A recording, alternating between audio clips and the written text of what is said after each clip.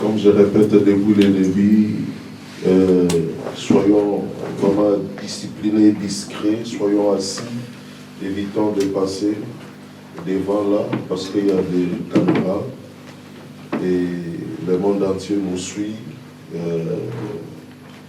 Privilégions l'ordre, privilégions la discipline pour une bonne image de ce que nous sommes en train de faire. Les gens de Paris suivent les cultes, les gens du Congo suivent également les cultes. Donc, soyons discrets dans la présence de Dieu. Amen. Amen. Pas trop de déplacements, pas trop de mouvements pour que l'ordre règne. Amen. Amen. C'est la liturgie de l'Église, on a besoin de préserver cela. Bien-aimés, nous continuons avec notre message. Amen. Amen. Amen. C'est le 3e jour de notre événement titré Célébration 30, dénommé Célébration 30. C'est le 3e jour de notre rassemblement. Depuis mercredi, le Seigneur nous a fait grâce d'être dans ces lieux pour parler de sa parole. Et bien aimé,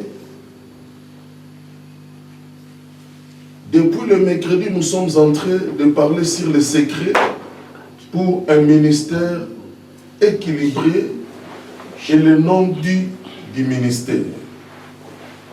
Les secrets pour un ministère équilibré et le nom du ministère.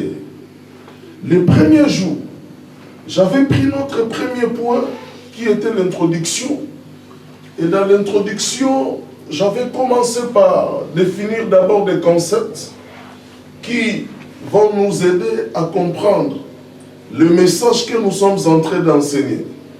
Je vous ai dit, en parlant sur les secrets pour un ministère équilibré et le nom du ministère, il y a 3 concepts qui reviennent, il y a 3 phrases, 3 expressions clés.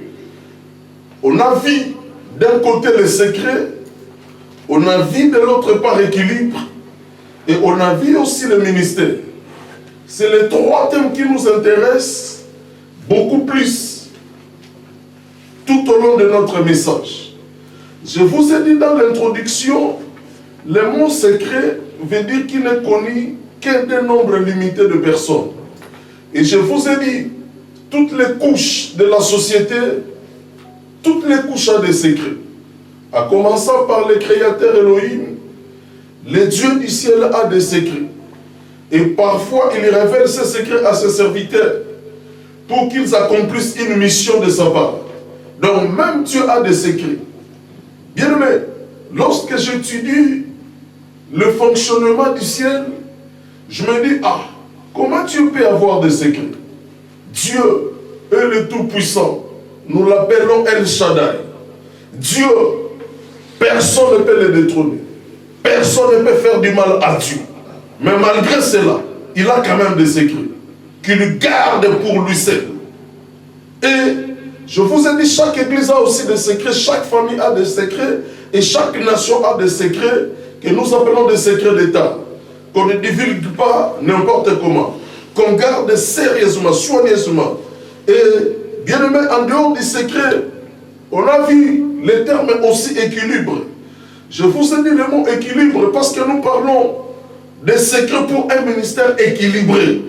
Le verbe équilibré, bien aimé dans le Seigneur, veut tout simplement dire la stabilité, la solidité.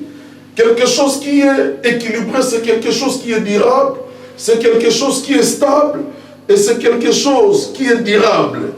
Et, bien aimé, on a atterri sur ce que nous appelons le ministère. Je vous ai dit le ministère du grec diaconia qui veut tout simplement dire service. Lorsque nous parlons du ministère, nous voulons voir l'aspect service. Nous voulons parler du service, selon le terme grec diaconia. Et par le ministère, on peut comprendre que dans Ephésiens chapitre 4, le verset 11, la Bible nous relate les 5 ministères. Mais dans le cadre de notre message, je vous ai aussi dit, chaque personne a un ministère, a un service. Ça peut être, bien aimé dans le Seigneur, le ministère, ça peut être autre chose. C'est comme je vous ai dit, dans la Bible, lorsque nous parlons du ministère, nous ne voyons pas tout simplement l'apostolat, mais nous voyons aussi un service qu'un homme peut rendre à son Dieu, c'est son ministère.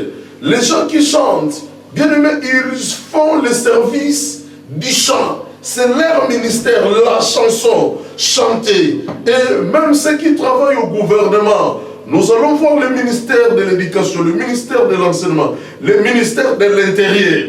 Les gens qui font le service au niveau de l'intérieur pour contrôler la police afin de sécuriser la population. Tes études que tu fais, ton commerce que tu es en train de faire, c'est aussi un ministère pour toi. Parce que c'est un service que tu fais pour gagner ta vie.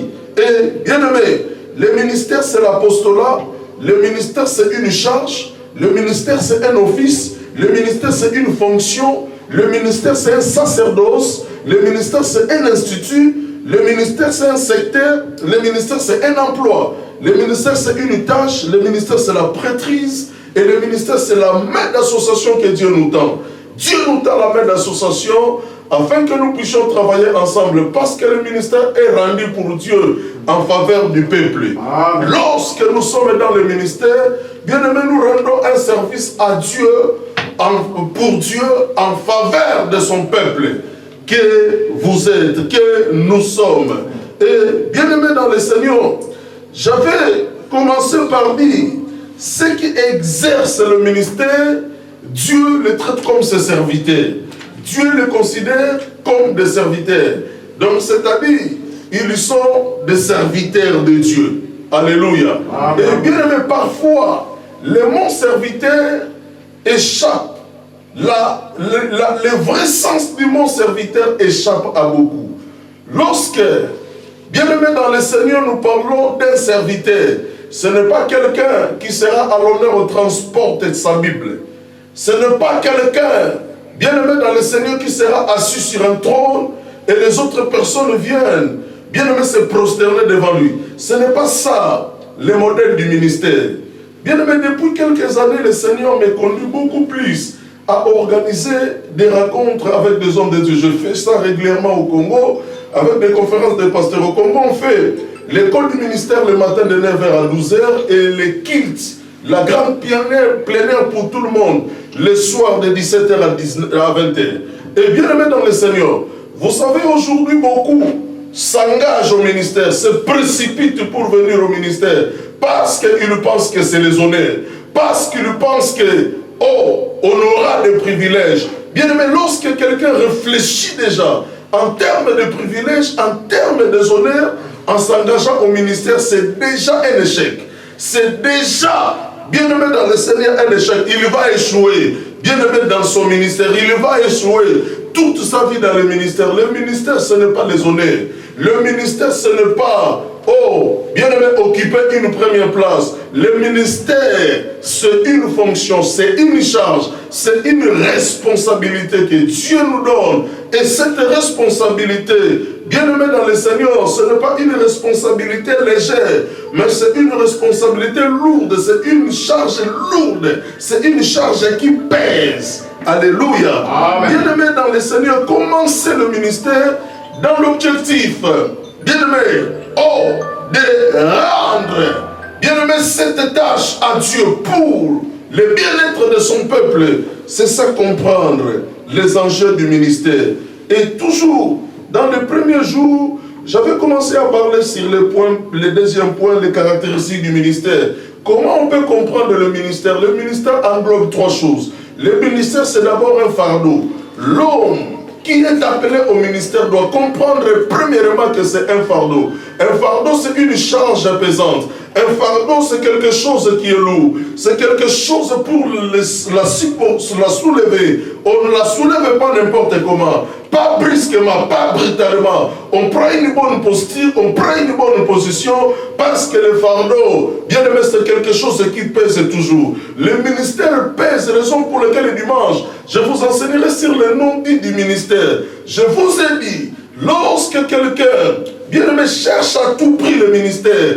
Cours pour être ministre. Bien-aimé dans le Seigneur, c'est que Dieu ne l'a pas appelé. C'est Dieu appelle au ministère. Bien-aimés ont tendance à refuser. Moïse avait dit, je ne peux pas, parce que je suis quelqu'un qui n'a pas la parole facile. Oh, Jonas avait refusé de prendre le bateau pour Ninive, mais il avait pris la direction de Tarsis. Bien-aimé, si Dieu appelle quelqu'un, bien-aimé, avec un ministère authentique, très souvent les gens fouillent. Je vous ai dit aujourd'hui, je célèbre normalement 32 ans de ministère. Mais pourquoi je parle de 30? Mais bien aimé, j'ai commencé le ministère.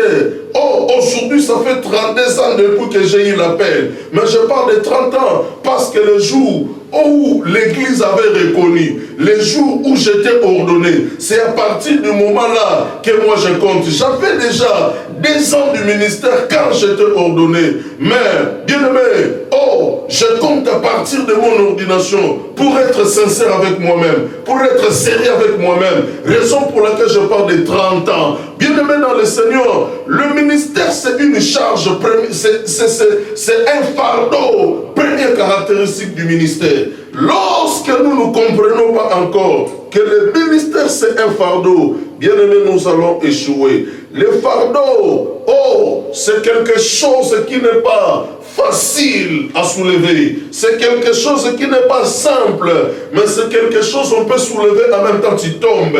S'il y a les surcharges, bien aimé dans le Seigneur. Deuxième caractéristique du ministère, je vous ai dit en dehors d'être un fardeau, le ministère doit aussi être notre passion. La passion, c'est-à-dire lorsque Dieu, bien-aimé, t'appelle, c'est un ministère authentique.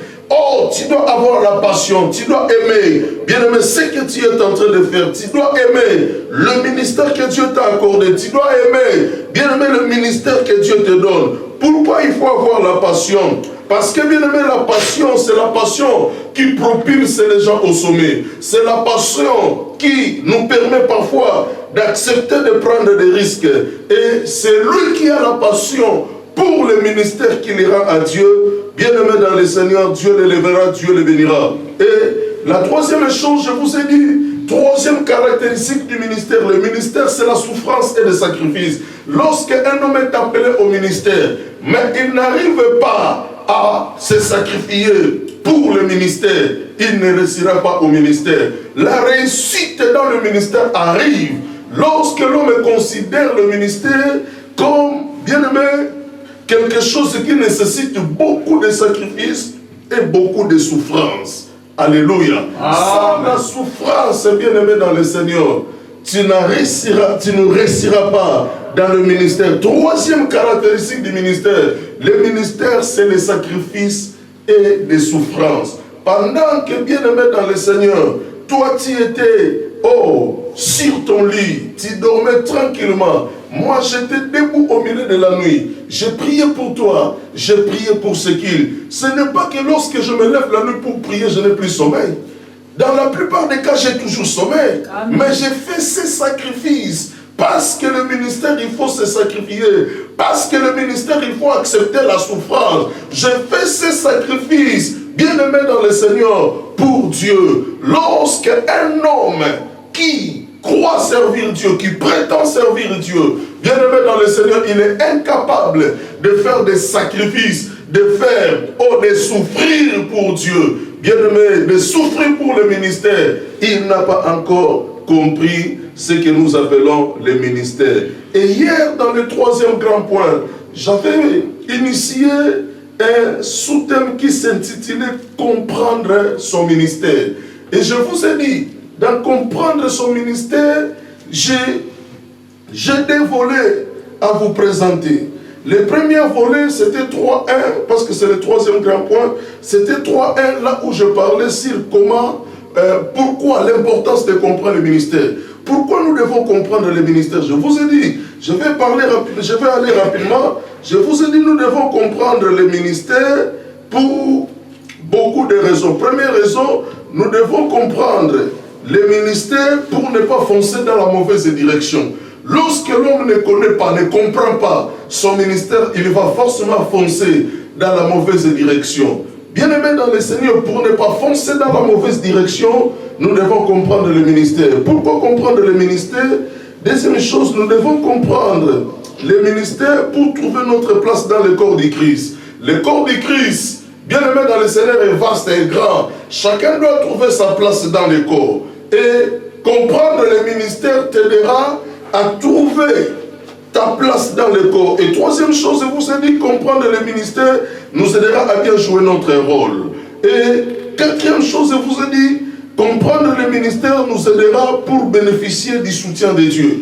Lorsqu'un homme tâtonne encore, il n'a pas le soutien de Dieu. Mais lorsqu'un homme est précis dans ce qu'il fait, quand je vous dis, je suis le docteur Paul Madikita, Dieu aussi me connaît comme docteur.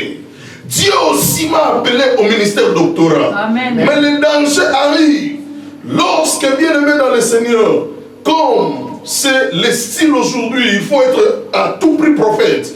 Comme le style aujourd'hui, tu prends la casquette du ministère prophétique, mais tu n'as pas l'appel de Dieu sur ce ministère. Et Dieu et ses anges ne le connaissent pas, ne te connaissent pas au ministère. Bien-aimé dans le Seigneur que tu brandis. Et bien-aimé, là, ça sera vraiment prendre une direction qui ne sera pas bien, et tu ne bénéficieras pas du soutien de Dieu. Tant que tu fais l'usurpation d'identité, lorsque tu prends une identité qui n'est pas à toi, et bien-aimé dans le Seigneur, c'est compliqué. Et 3D, j'avais commencé à parler sur comment découvrir son appel ou comment découvrir son ministère. Je vous ai dit, pour découvrir son ministère, la première des choses qui nous aide à découvrir ce qui est notre ministère, nous devons comprendre, pour découvrir le ministère, l'homme doit faire le premier pas de rester fidèle à Dieu. La fidélité à Dieu, être fidèle à Dieu. Bien-aimé, Matthieu chapitre 25, le verset 21. L'homme qui apprend à rester fidèle à Dieu, il fait le premier pas pour la découverte de son ministère. Je vous ai dit, le ministère, la découverte du ministère se fera d'une manière progressive jusqu'à ce que les choses soient claires. Tu peux avoir l'appel de Dieu et tu commences à œuvrer. Parfois, tu t'attends encore un peu sur le ministère. Au bout peut-être d'un an ou de 2 ans, le Seigneur va te clarifier. Le Seigneur va rendre les choses claires tout autour de toi. Je commence le ministère directement comme enseignant. Mais tout le monde, même à l'église au Congo, on m'appelait pasteur. On m'appelait pasteur. Bien aimé, je n'ai pas discuté. Je laissais les choses comme ça, mais je savais. Je savais ce que j'étais. Mais bien aimé, jusqu'à un moment donné, j'ai aussi rien dit. Les gens eux-mêmes qui m'appelaient auparavant, qui m'appelaient jadis pasteur, commencent à m'appeler docteur.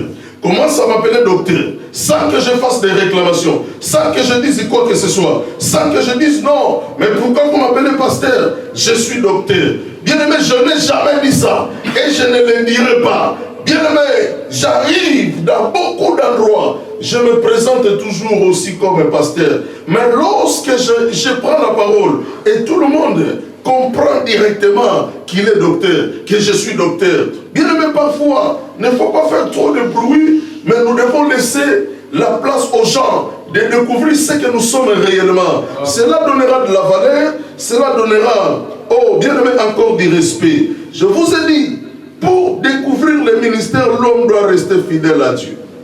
Alléluia. L'homme doit rester fidèle à Dieu, et la fidélité à Dieu conduira l'homme à découvrir exactement son ministère. Deuxième chose pour découvrir ton appel ou ton ministère, je vous ai dit, on découvre l'appel par la deuxième chose, par la chaleur. Comme je vous ai dit hier, par la chaleur qui monte du cœur pour accomplir un travail précis. Vous allez voir, il y a une chaleur qui montera dans ton cœur pour enseigner. Il y a une chaleur qui montera dans ton cœur pour aller évangéliser. Il y a une chaleur qui montera dans ton cœur lorsque tu ne vois pas les gens à l'église. tu ne dors pas, tu ne manges pas, tu es soucié, tu essayes de les appeler, tu essayes de chercher à comprendre s'ils vont bien. Bien-aimé, lorsque tu vois une chaleur qui monte dans ton cœur et cela te pousse vers un travail précis, c'est la deuxième des choses pour découvrir notre ministère. C'est la deuxième des choses qui fera que tu puisses bien aimé comprendre ton ministère. Une chaleur, bien aimé, traversera ton âme, traversera ton cœur, traversera ton esprit. Si, bien aimé dans le Seigneur, tu ne fais pas l'évangélisation, donc tu verras déjà à peu près là où Dieu t'appelle. Et c'est la chaleur de ce travail-là qui montera dans ton cœur. Alléluia. Amen. Il y a des gens, s'ils n'évangélisent pas, il est à l'aise. Il n'est pas dérangé, il n'a pas quoi que ce soit. Mais, lorsque tu commences à réaliser que si tu ne fais pas l'évangélisation, il y a une chaleur qui monte dans ton cœur et qui t'interpelle d'aller évangéliser. Tu peux à peu près comprendre le ministère là où Dieu t'attend, là où Dieu oh, bien-aimé dans le Seigneur, ta destinée est là où Dieu t'attend. Tu peux comprendre qu'il y a la chaleur de l'évangélisation qui est à moi. Tu peux comprendre comme ça le ministère. Alléluia. Amen. Bien-aimé, moi, s'il s'agit de l'enseignement, je suis à l'aise. S'il s'agit de l'enseignement, je me débrouille. S'il s'agit de l'enseignement, j'ai créé le temps. S'il s'agit de l'enseignement, s'il s'agit d'enseigner, bien-aimé, je dispose de tout mon temps. Je dispose de mon temps. Oh, bien-aimé, pour transmettre ce que Dieu m'a donné aux autres. Ça, c'est mon devoir. Ça, c'est ma préoccupation. Et troisième chose, comment découvrir le ministère? Pour découvrir le ministère, troisième chose, je vous ai dit hier, troisième chose, le ministère, nous le découvrons aussi en tenant compte de là où nous nous sentons que nous avons des capacités, là où nous remarquons que nous avons plus de facilité. Amen. Amen. Là où tu remarques que tu as plus de facilité, tu verras, lorsque Dieu t'appelle quelqu'un au ministère, il te donnera des compétences pour ce ministère-là. Même si tu ne vas pas à l'école, même si tu ne fais pas des études, mais lorsque Dieu t'appelle à enseigner, il te donnera des capacités d'enseigner et tu vas sentir que c'est un terrain où je trouve vraiment des facilités. C'est un terrain où je ne suis pas vraiment en difficulté, mais c'est un terrain où les choses coulent. Lorsque tu constates que j'ai plus de facilité, lorsqu'il s'agit de l'évangélisation, lorsque tu constates que j'ai plus de facilité, lorsqu'il s'agit d'enseigner, raison pour laquelle, bien aimé, moi, j'enseigne du 1er au 30, j'enchaîne de janvier en décembre, l'année finie, je commence. J'ai toujours des messages à dire, j'ai toujours des enseignements à donner, j'ai toujours des choses à dire, j'ai toujours des choses à enseigner. Je me sens facile, je le fais sans souffrir. Bien-aimé dans le Seigneur, c'est là où j'ai plus de facilité. C'est là où, bien-aimé, j'ai plus de compétences, j'ai plus de capacités. Là où tu vois que tu as plus de facilité, Dieu t'a appelé là-bas. Alléluia. Amen. Alléluia. Amen. Bien aimé, aujourd'hui, ce n'est pas le cas. Aujourd'hui, vous allez voir quelqu'un qui prône un ministère apostolique.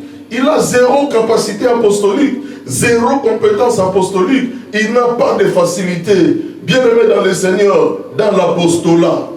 Amen. Amen. Bien aimé dans la vie, on peut avoir toujours des grâces.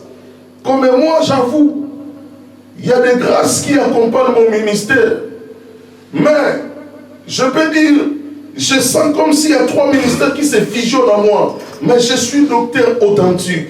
Mais j'ai la grâce du ministère pastoral. Je le fais bien. C'est une grâce. Mais je ne suis pas appelé là-bas. J'ai la grâce apostolique. Je sens que je peux bien gérer, superviser les églises sans que cela soit une charge pour moi. Nous avons l'église au Congo, nous avons l'église au Maroc, nous avons l'église à Paris et le Seigneur m'envoie en Angola. bien-aimé dans le Seigneur, là où on se prépare sérieusement pour aller bâtir l'église Frères de la Restauration au niveau de Luanda. Bien-aimé, c'est-à-dire, je ne souffre pas pour réaliser tout cela. Je me sens capable de le faire. Ce n'est pas parce que j'ai le ministère apostolique, non. J'ai le ministère doctorat, mais Dieu m'a donné la grâce apostolique. C'est une grâce, ce n'est pas un ministère. Dieu m'a donné la grâce pastorale. Je peux bien paître les brebis, je peux bien encadrer les brebis, je peux bien orienter les gens, je peux bien diriger les gens, mais je n'ai jamais eu le ministère pastoral. Mais c'est une grâce qui se manifeste, bien aimé, en dehors du ministère doctoral que Dieu m'a donné. Amen. Alléluia. Amen. Mais j'ai plus de facilité lorsqu'il s'agit de l'enseignement. Là où tu te sens, bien aimé, capable, il y a plus de facilité. C'est là où Dieu, bien aimé dans le Seigneur, t'appelle. Là où c'est difficile pour toi, là où tu n'arrives pas, bien aimé, pourquoi? Oh, je dis cela. Parce qu'à la base, Dieu appelle des gens qui n'ont pas de compétences, qui ne sont pas qualifiés, mais quand il t'appelle dans un ministère, lui-même te donne des compétences et il te donne des qualifications, il te qualifie. Alléluia. Amen. Dès le moment où il te donne des compétences parce qu'il t'a appelé à ce domaine-là, et tu vas trouver plus de facilité là-bas. Alléluia. Amen. Quatrième chose, comment découvrir son appel, comment découvrir son ministère. Bien aimé, pour découvrir son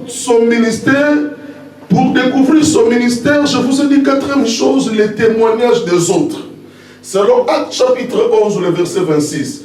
Lorsque Dieu t'appelle au ministère, tu verras, les gens vont te considérer comme ça, les gens vont te témoigner comme ça. Quand les gens ont commencé à m'appeler dans les années 93, dans les années 93, 92 pasteurs, bien aimé, oh, je disais aux gens, non, je suis qu'un frère, parce que je savais que sinon mon père dira, donc toi tu commences déjà à dire aux gens, comme tu prêches, tu es pasteur. Et je disais aux gens, non, je ne suis pas pasteur, je suis frère, appelez-moi frère Madiki, appelez-moi frère Paul, je suis frère, je ne suis pas pasteur.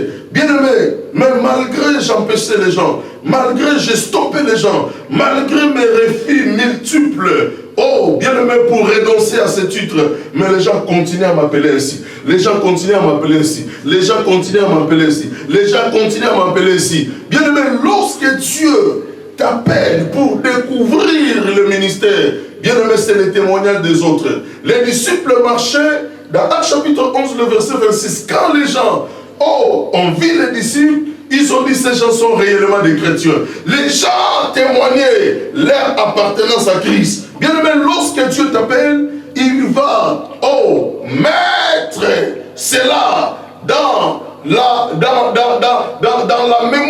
la mémoire collective. Et les gens commenceront à t'appeler ainsi, Tu verras, tu trouves quelqu'un, il t'appelle, oh, bonjour évangile, bonjour pasteur. Tandis que toi, tu n'as pas dit que tu es pasteur, tu n'as pas dit que tu es évangéliste. Tu verras les témoignages des autres. Lorsque les gens, bien-aimés, ne t'appellent pas, ne te témoignent pas comme ça, ne sois pas pressé de confirmer. Alléluia. Amen. Cinquième chose, comment découvrir son appel et comment découvrir son ministère. Cinquième chose, pour découvrir le ministère, cinquième chose, c'est maintenant la confirmation de ton mentor. Lorsque Dieu, excusez-moi, lorsque Dieu t'appelle réellement au ministère, cinquième chose, comment tu peux découvrir cela? Ton père spirituel te le dira. Amen. Amen. Ça faisait 2 ans que j'étais dans le ministère. Je prêche, j'enseigne, je donne des enfermissements à l'église, sans toutefois déclarer qui j'étais. Au bout de 2 ans, mon père spirituel m'appelle. Il m'appelle, là nous sommes maintenant en 95, en 95, il m'appelle. Je le salue, le pasteur Papi Bavangila. Il m'appelle, il me dit, est-ce que tu sais que Dieu t'a appelé au ministère? Je fais semblant de ne pas savoir. Il dit oui, Dieu t'a vraiment appelé au ministère et je vais te consacrer. Je veux que tu passes déjà à l'ordination parce que Dieu t'a appelé au ministère. Il pose la question, est-ce que tu as une petite copine? Je dis non. Bon, d'accord. Dans ce cas, on va programmer 3 jours de jeûne et prière ensemble. Nous allons prier que tous les deux. Et on va faire ça vendredi, on va faire ça jeudi, vendredi, samedi. Et le dimanche, je vais te consacrer. Sans demander, lui-même m'appelle pour confirmer. Et après 3 jours de jeûne et prière ensemble avec lui, j'étais ordonné à 95, à 95. Bien-aimé dans le Seigneur, la découverte du ministère s'y fera, 5e chose, par la confirmation de ton mentor. Si ton père spirituel ne reconnaît pas encore ton appel, t'y attends. Le jour où ton père spirituel reconnaîtra ton appel, tu peux confirmer que tu es dans le ministère. Mais je sais aussi que nous sommes dans une société aujourd'hui compliquée. Il y a des pères spirituels aussi qui peuvent bien voir le ministère aux enfants, mais il y a des pères spirituels aussi jaloux qui désistent, qui refusent de reconnaître le ministère des enfants. Bien aimé, ça peut toujours arriver. Si le père spirituel ne reconnaît pas, il y a d'autres pères qui sont tout autour, d'autres pasteurs qui sont aussi des pères, qui vont reconnaître ton ministère. Et bien aimé, lorsque ce n'est pas ton père spirituel qui te le confirme, mais un autre père qui est aussi père, qui reconnaît ton ministère et il te le dit, bien aimé, c'est la 5e chose pour reconnaître que tu es appelé au ministère. Lorsque ton père ne te dit rien, et les autres pères aussi ne te disent rien, bien aimé, tu dois comprendre. Moi, pour mon cas, mon père avait reconnu, et pour mon cas, d'autres pères aussi avaient reconnu, qui me disaient que, ah, mais toi, tu es au ministère, est-ce que ton père t'a déjà dit? Alléluia. Amen. Bien aimé, les gens reconnaissaient facilement. Amen. Amen. La confirmation de ton mentor, c'est la 5e chose pour reconnaître, pour découvrir ton appel. 1 Samuel chapitre 3, le verset 1 à 10. 1 Samuel 3, 1 à 10, nous allons voir l'histoire du jeune Samuel qui dormait dans le temple à côté du sacrificateur Élie. Dieu l'avait choisi. Dieu avait donné le ministère à Samuel. Mais Samuel ne comprenait pas. Samuel ne connaissait pas. Mais à quel moment Samuel a su qu'il avait le ministère? Lorsque le sacrificateur Élie lui a dit, il a compris que Dieu a appelé l'enfant.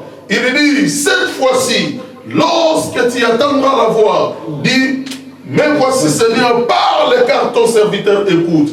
Il a eu le coaching de son père spirituel. Il a eu le coaching de son mentor. Son mentor avait reconnu que Dieu a appelé l'enfant. Alléluia. Amen. Bien aimé, lorsqu'il n'y a pas la confirmation, je vous ai dit un jour, l'un de mes fils est venu pour me demander l'ordination.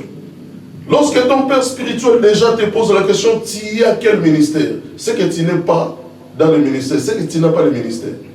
Amen. Amen. Bien aimé, l'homme comme moi, je n'ai pas besoin de te demander ton ministère. Même si tu n'es pas mon fils, si je te vois, si je parle avec toi, si j'ai écouté une fois tes prédications, je connais ton ministère, bien même. Bien même.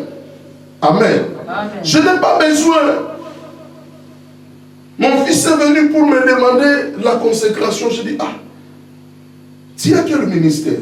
Il me dit, non papa, j'ai le ministère pastoral. Ah d'accord. Je dis, est-ce qu'on peut laisser le temps au moins un petit temps passer? On va prier d'abord. Il n'a même pas attendu et quelques temps après, j'attends, il est consacré dans une autre église par un autre pasteur. Bien aimé, si l'homme précipite, il court vers la consécration, il n'a pas la peine. Moi, j'ai patienté pendant 2 ans, j'étais appelé par Dieu. Bien-aimé dans le Seigneur, enseignant confirmé, enseignant bien-aimé authentique, mais j'ai attendu 2 ans après jusqu'à ce que mon père a reconnu et il m'a ordonné.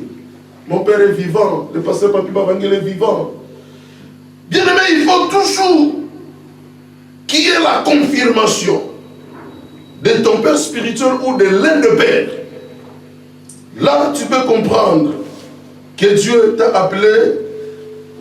6e chose, comment découvrir son ministère? On découvre aussi son ministère par une direction claire venant de Dieu. Acte chapitre 13, le verset 2.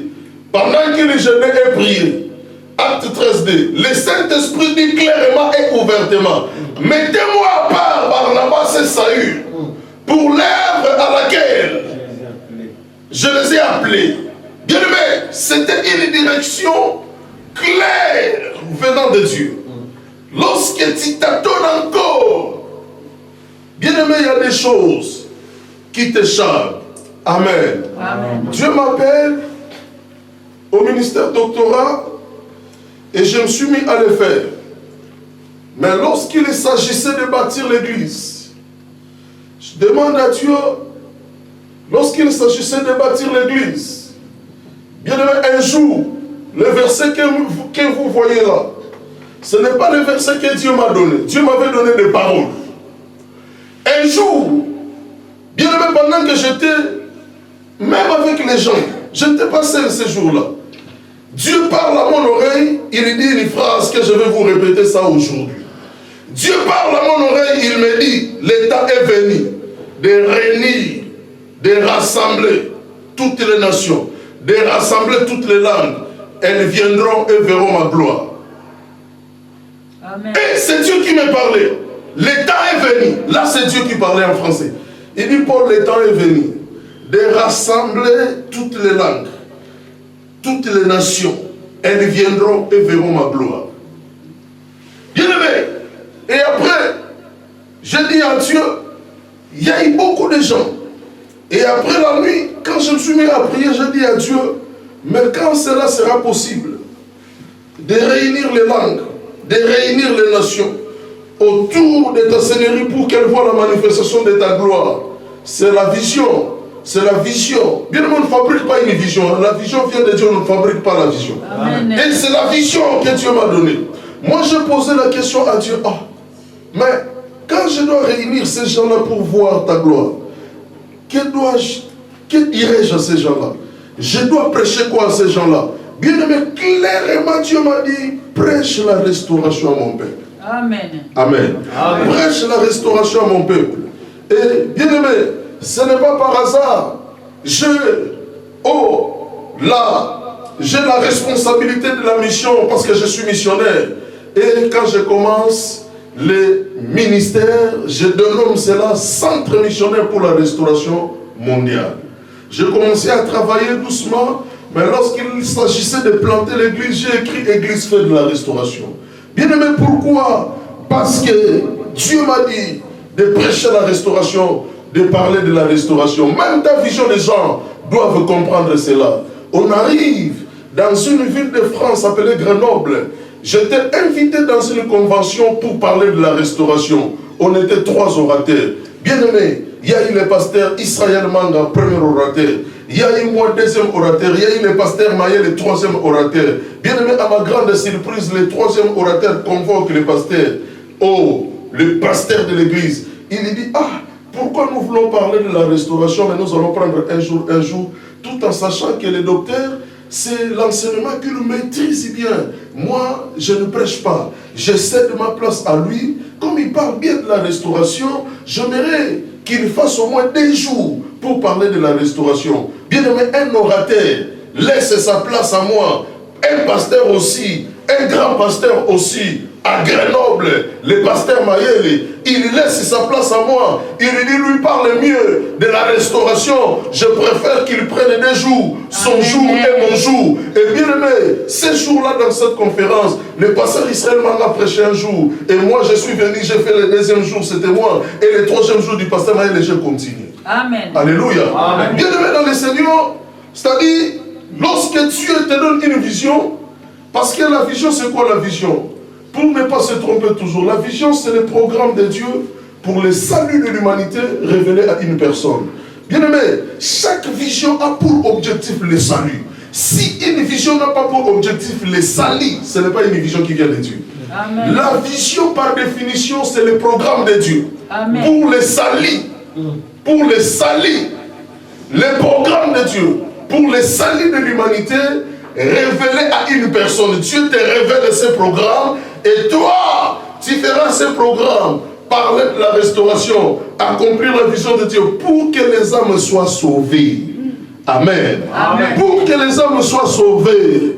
Bien aimé, je parlerai sur les piliers de l'église. Et bien aimé, lorsque nous parlons de l'église, Dieu voit d'abord le salut des âmes. Pas votre bénédiction, pas votre délivrance. Parce qu'une fois sauvé, la délivrance est possible. Une fois sauvé, bien aimé, la bénédiction est possible. Amen. Alléluia. Amen. Bien aimé, c'est-à-dire pour découvrir le ministère.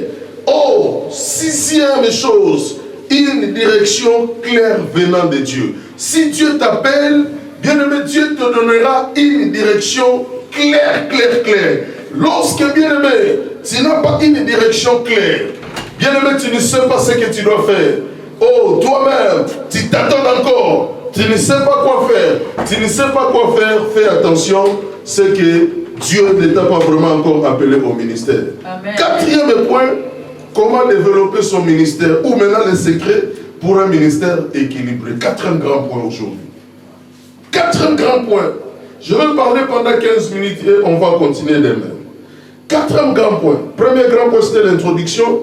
Deuxième grand point, c'était les caractéristiques du ministère. Troisième grand point, c'était comprendre son ministère. Et quatrième grand point, comment développer son ministère ou les secrets pour un ministère équilibré. Les secrets pour un ministère équilibré ou comment développer son ministère. Bien aimé, pour développer son ministère, je vais vous parler sur les 7 principes. Les 7 principes pour un ministère équilibré, les 7 principes pour un ministère efficace. Vous savez, nous on était au Congo, parfois ça peut arriver, on est tous des serviteurs à l'église. Si l'orateur ne vient pas ce jour-là qui devait prêcher, très généralement, même mes pères vont me choisir pour prêcher ce jour-là. S'il s'agit de prêcher brusquement. Un jour, j'ai entendu mon père qui dit, celui qui devait prêcher n'est pas venu. On va dire à Madi qu'il est prêché parce que lui ne manque pas des enseignements, lui ne manque pas des choses à enseigner, lui ne manque pas des choses à dire. Même brusquement, il enseigne. J'ai entendu cela. Le pasteur Albert Tibangou, l'un de mes pères, qui disait cela. Et à chaque fois qu'on est en train d'adorer et que l'orateur n'est pas venu, il me choisissait beaucoup plus pour enseigner brusquement comme ça. Et, bien aimé, il a dit, lui ne manque pas de quoi dire, lui ne manque pas de quoi enseigner. Bien aimé, c'est-à-dire, il y a des secrets pour faire un ministère équilibré. Il y a des secrets pour développer ce que tu es en train de faire, pour développer ton ministère. Premier principe pour développer son ministère, c'est là où, bien aimé, nous allons parler de savoir éliminer les encombrants. Bien aimé, il y a des encombrants qu'il faut éliminer. Lorsqu'un homme veut, bien aimé, développer son ministère, lorsqu'un homme veut avoir un ministère équilibré, le premier principe, c'est le principe d'élimination des encombrants. Il faut éliminer, bien aimé dans le Seigneur, les empêchements, les obstacles, les encombrants, des choses qui peuvent t'étouffer, d'avancer dans le ministère, les choses qui peuvent t'étouffer, de continuer dans le ministère, ça s'appelle les encombrants. Lorsqu'un homme, bien aimé dans le Seigneur, qui veut progresser avec Dieu, mais il laisse tout autour de lui les encombrants, il laisse tout autour de lui des obstacles, bien aimé, il n'avancera pas loin, il n'ira pas loin avec Dieu, parce qu'il n'a pas pris le temps, bien aimé dans le Seigneur, d'éliminer tout ce qui est les encombrants autour de lui. C'est quoi les encombrants? Qui qui nous empêchent d'avancer dans le ministère, qui nous empêchent d'avancer avec Dieu, qui nous empêchent de progresser dans le ministère. Les encombrants, bien-aimés, sont ouvertement, les encombrants, c'est-à-dire des choses qui sont mauvaises. Les choses qui sont mauvaises, ça peut être le péché, ça peut être des mauvais caractères. Tout ça constitue ce que nous appelons des encombrants, qui peuvent t'empêcher de progresser dans le ministère. Le ministère est rendu à Dieu. Nous devons faire le ministère dans un état de la sainteté. Le ministère est rendu à Dieu. Bien-aimé, la meilleure des choses que Dieu attend à nous, c'est la transformation de notre caractère. Amen. Dieu peut te donner des compétences. Dieu peut te qualifier. Dieu peut te donner des potentiels et des capacités. Mais si ton caractère est mauvais, bien-aimé dans le Seigneur, l'onction peut attirer les gens. Mais si le caractère est mauvais, tu vas perdre ces gens. Ces gens vont partir. Ces gens vont se retirer. Oh, ce qui, bien-aimé, maintient les gens tout autour de nous, c'est le caractère. Ce n'est pas l'onction. L'homme viendra. Oh, pour ton onction, une fois guéri, il va aller chez le pasteur Salomon, parce que là-bas, c'est un bon père. Il est mature, il a de bons caractères. Amen. Il va aller chez l'apôtre Daniel, parce que l'apôtre, oh, c'est un homme doux, c'est un homme gentil, c'est un homme qui a de bons caractères. Bien aimé, l'onction attire la foule, mais c'est le caractère qui maintient la foule. Lorsque le caractère, bien aimé dans le Seigneur, n'est pas bon, bien aimé, les gens ne seront pas tout autour de toi. À l'église de Paris, je suis entouré de 3 pasteurs. Je suis entouré de 3 pasteurs. Sans compter les autres qui viennent de temps en temps venir, mais qui ne sont pas régulièrement là avec nous. Entre autres, bienvenue, Madiata. Des gens qui viennent, mais les gens qui sont permanents avec moi à l'église. En dehors de moi, il y a 3 autres pasteurs. Mais comment je les gère? Comment je suis avec eux? Comment je vis avec eux? Comment tout va bien? Comment, oh, tout marche bien? Bien-aimé, oh, les encombrants de mauvais caractères, les péchés doivent être éliminés si nous voulons avancer avec Dieu. Si nous voulons développer notre ministère, commence d'abord par éliminer les encombrants. Hébreux chapitre 12, le verset premier, si quelqu'un peut trouver, il peut lire. Hébreux chapitre 12, le verset 1. Hébreux 12, 1. Qui peut lire? Hébreux chapitre 12, le verset premier. Hébreux chapitre 12, le verset premier. Tu peux rester assis à Tilly. Voilà. C'est pour éviter, il y a des caméras. Ouais. Hébreux 12, 1. Hébreux 12.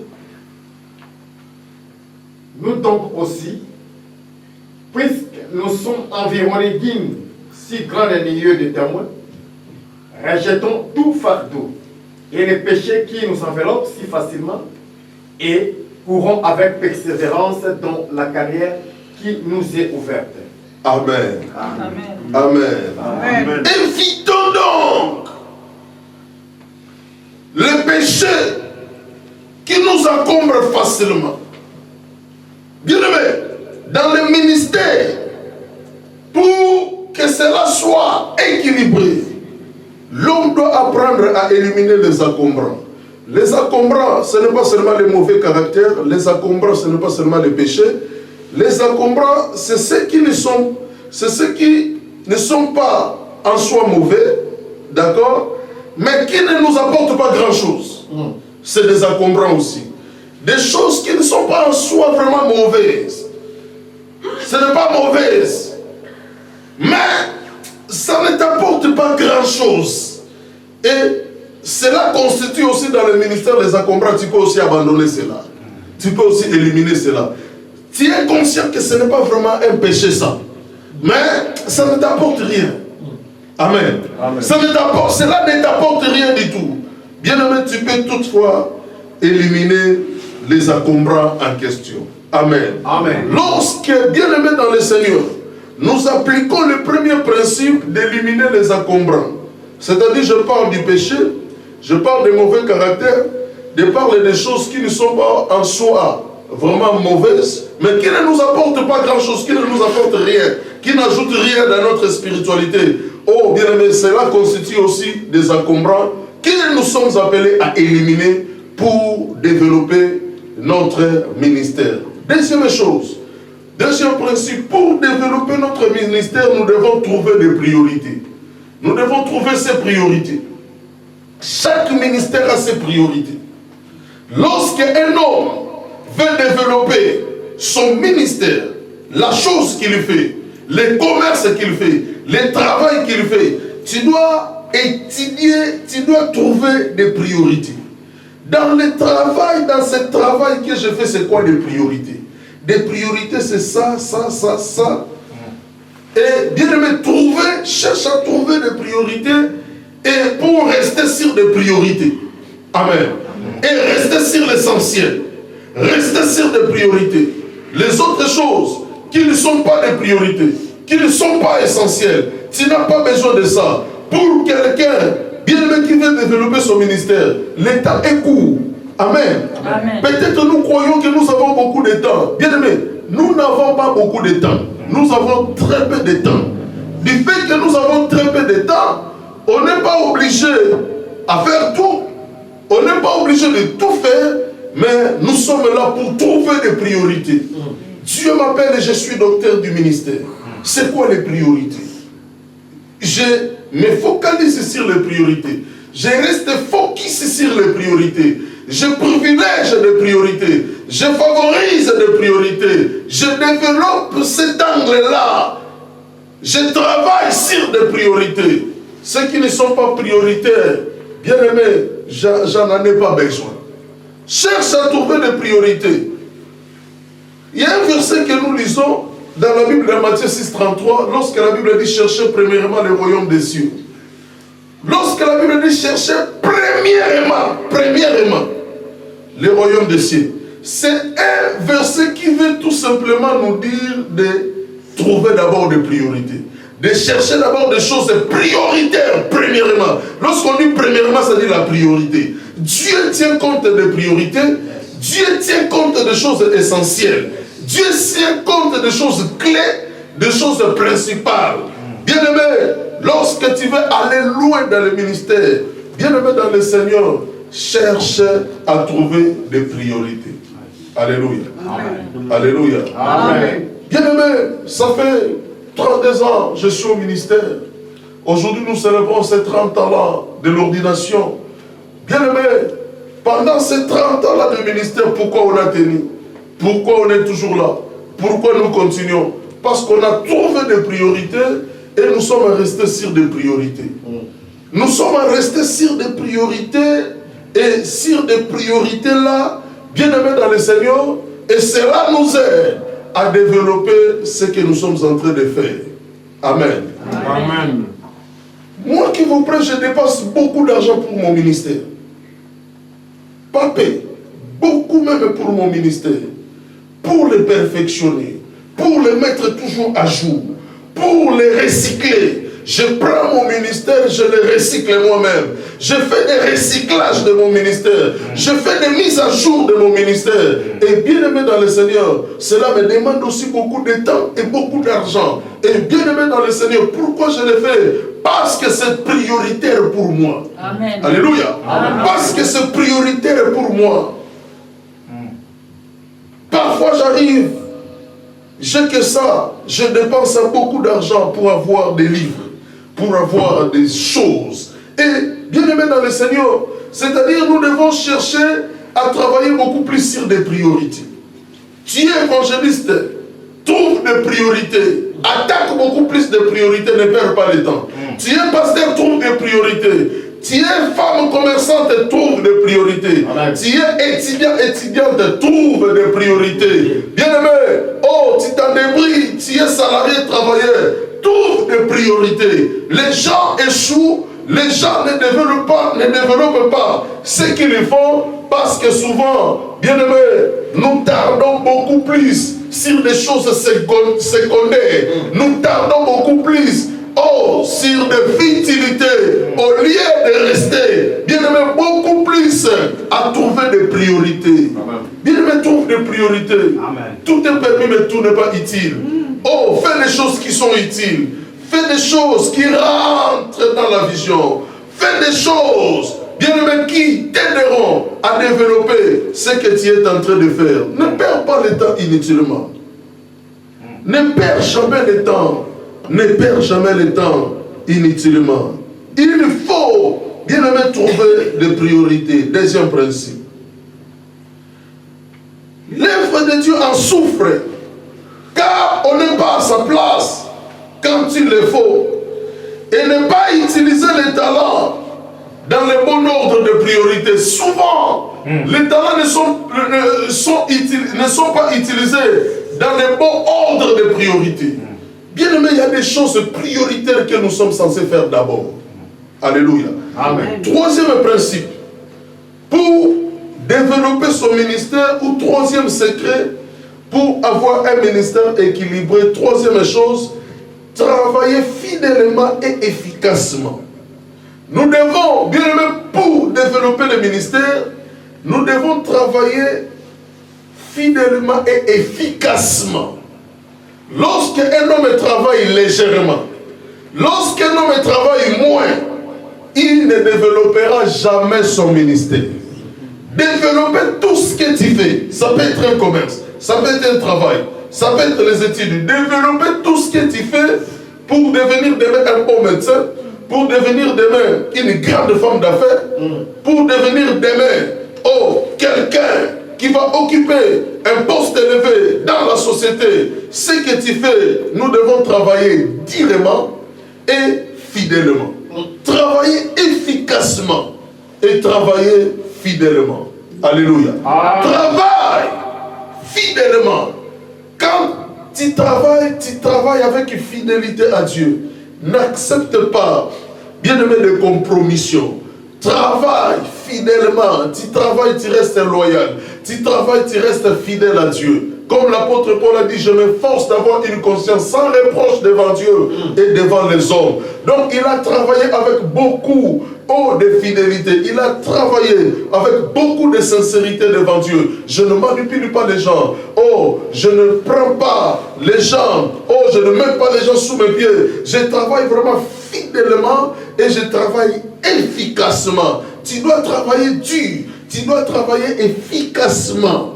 Alléluia. Amen. Lorsque tu ne travailles pas efficacement, bien-aimé, tu ne développeras jamais ton ministère. Alléluia. Amen. Alléluia. Amen. Lorsque tu ne travailles pas d'une manière efficace, tu ne développeras jamais ton ministère. Travaille d'une manière efficace. Organise des retraites de prière. Organise des veillées de prière. Organise des moments de rencontre, d'intercession.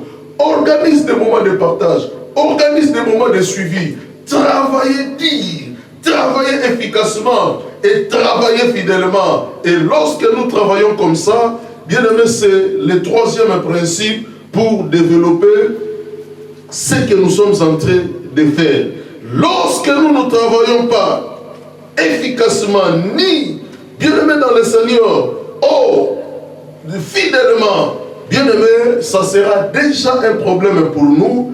Et bien aimé, personne n'arrivera à développer son ministère. Parce que de développer le ministère, bien aimé, il faut travailler dur. Il faut travailler dur. Amen. Amen.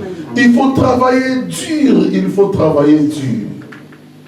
Travailler dur et travailler fidèlement. Tu verras, ton ministère va aller de l'avant.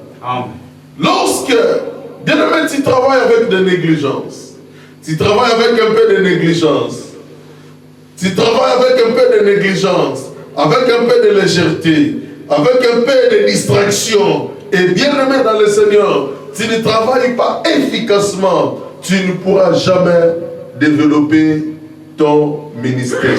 Amen. Amen. Quatrième principe, là où je vais m'arrêter et on va continuer demain. Quatrième principe pour développer son ministère, c'est mettre humblement au service de personnes que Dieu met à votre portée.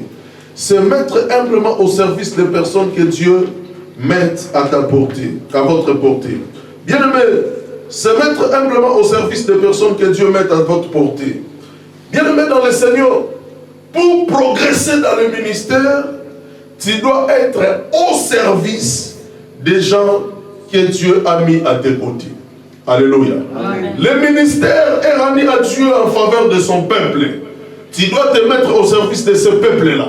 Tu dois te mettre au service de ces personnes-là. Lorsque, bien-aimé, quelqu'un est malade, tu n'es pas tiqué.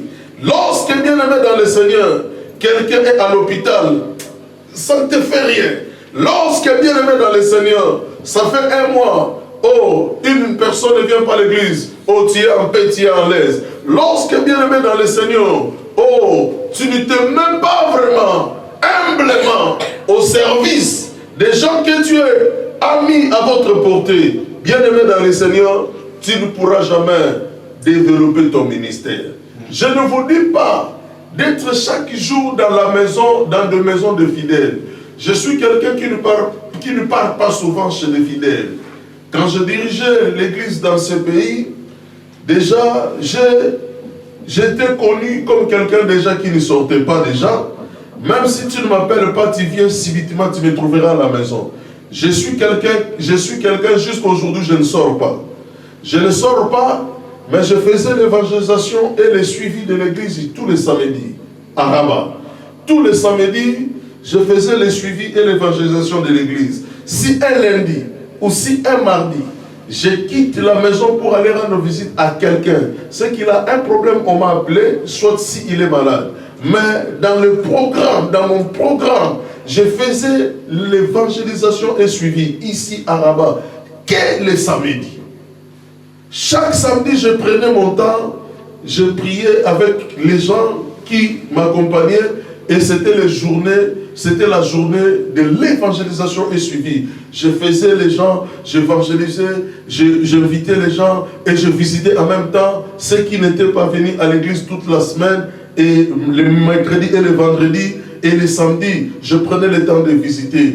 Très souvent, bien aimé dans le Seigneur, je suivais les gens par téléphone. J'appelle, ah comment ça va? J'exhorte. Très souvent, moi, je fonctionnais avec les téléphones. Ma présence comme ça chez les fidèles, c'était que samedi. Amen. Amen. À l'exception, oh, des gens peut-être malades, des gens peut-être un souci, un bagarre à la maison, et on m'appelle, je peux venir aussi un lundi, un mardi. Mais au cas contraire, moi, c'est les samedis. Alléluia. Amen. Alléluia. Amen. Mais les gens passaient à la maison du lundi au samedi, les gens passaient, et beaucoup de gens passaient tous les jours, comme je vous ai dit hier. Moi-même, des païens passaient à la maison. Même les gens qui ne priaient pas, qui ne fréquentaient pas les églises, passaient à la maison pour laisser des dons, pour laisser des cadeaux, pour laisser des choses. Bien aimé, moi j'ai toujours vécu ça à Rabat. Les gens qui ne priaient nulle part, les gens qui étaient reconnus des païens, qui n'avaient rien à voir avec Dieu, mais qui venaient donner des dons, qui venaient donner des choses, qui venaient, bien aimé, oh, parfois laisser des choses pour moi, parfois des choses pour l'église, parfois des choses. Bien aimé, moi c'était toujours comme ça et je ne sortais pas. Amen. Amen. Amen. Amen. Je m'en souviens encore de cela comme si c'était hier. Un jour, je reste à la maison, Syrie est venu. Oh, pasteur, j'étais quelque part là, je trouvais, on vendait des ceintures Valentino. Là, j'étais acheté cette ceinture.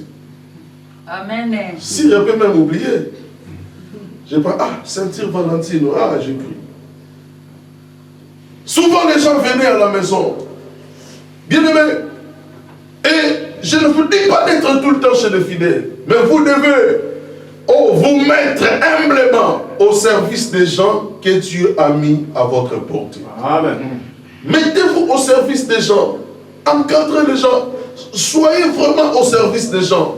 Jésus avait dit, oh, il n'était pas venu pour être servi, mais pour servir. Quand quelqu'un sert les autres, c'est-à-dire il se met à leur service. Lisons ce que dit la Bible dans Matthieu chapitre 20, le verset 28. Matthieu chapitre 20, le verset 28. Matthieu 20, 28. Matthieu 20, 28. Matthieu 20, 28. J'ai lu au nom du Seigneur Jésus-Christ. Amen. C'est ainsi que le Fils de l'homme est venu, non pour être servi, mais pour servir et donner sa vie comme la rançon de plusieurs. Amen. Le Fils de l'homme était venu non pour être servi, mais pour servir et donner sa vie comme rançon pour plaisir. Alléluia. Amen. Bien-aimé, pour développer le ministère, tu dois te mettre au service des autres personnes, des gens qui sont tout autour de toi. Amen. Mettez-vous à leur service.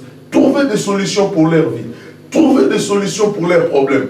Trouvez des solutions pour leur famille. Amen. Trouvez des solutions pour leurs enfants. Trouvez des solutions pour leur avenir. Trouvez des solutions pour leur vie. Oriente, conseillez. Oh, prends le temps, bien-aimé dans le Seigneur, de prier pour les gens. Oh, une des qualités d'un homme de Dieu, d'un ministre de Dieu, c'est prendre le temps de prier pour les autres. C'est prendre le temps de prier pour les gens. Lorsque, bien-aimé, tu pries aussi pour les gens, tu te mets au service des autres.